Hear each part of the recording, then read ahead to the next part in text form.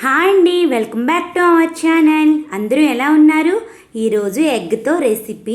పిల్లలు ఎగ్ కనుక తినకపోతే ఇలా చేసి పెట్టండి, చాలా ఇష్టంగా అయితే తింటారు, హెల్తీగా కూడా ఉంటారు. ముందుగా స్టవ్ ఆన్ చేసుకొని ఎగ్ని అయితే ఇక్కడ మనం బాయిల్ చేసుకుందాం. ఎగ్ బాయిల్ అయ్యేలోపు స్టవ్ పైన ఒక చిన్న గిన్నె అయితే పెట్టుకొని 3 టేబుల్ స్పూన్ల రైసు, 4 జీడిపప్పును అయితే నేను ఇక్కడ తీసుకుంటున్నాను. బాగా డ్రై రోస్ట్ చేసుకోవాలి. తర్వాత ఇది చల్లారిన తర్వాత గ్రైండ్ చేసుకోవాలి రవ్వలాగా.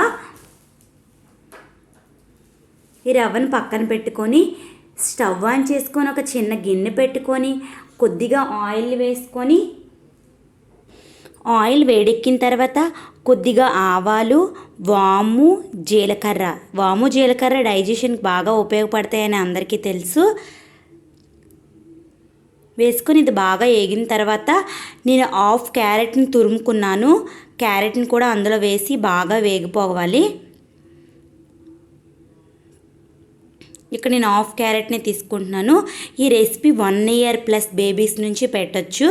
ఇది బాగా వేగిన తర్వాత సాల్ట్ని అయితే నేను యాడ్ చేస్తున్నాను.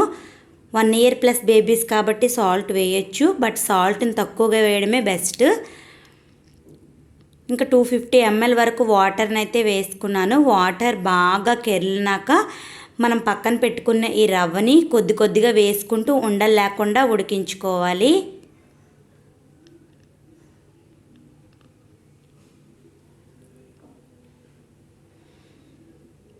తర్వాత బాయిల్ అయిన ఎగ్ని కూడా ఇలా తురుముకోవాలి.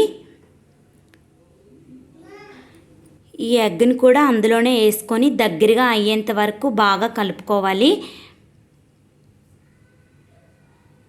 ఇంక ఇది ఎటువంటి వాసన కూడా రాకుండా పిల్లలు తింటారు ఇష్టంగా కూడాను.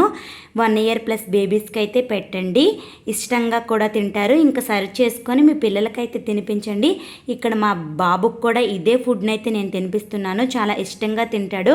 ఎగ్ తినకపోతే ఇలా చేసి అయితే పెట్టండి, ఇష్టంగా తింటారు.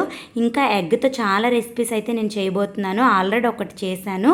ఇంకా వీడియో కనుక మీకు నచ్చినట్లయితే లైక్ అయితే చేయండి. లైక్ చేసినట్లయితే నా వీడియో మీకు ఉపయోగపడిందని నేను అనుకుంటాను. అండ్ మన ఛానల్ ఎవరైతే సబ్స్క్రైబ్ చేసుకోలేదో వాళ్ళైతే సబ్స్క్రైబ్ చేసుకోండి. మరిన్ని బేబీ ఫుడ్ వీడియోస్తో మీ ముందుకైతే వస్తాను. అంతవరకు బాయ్.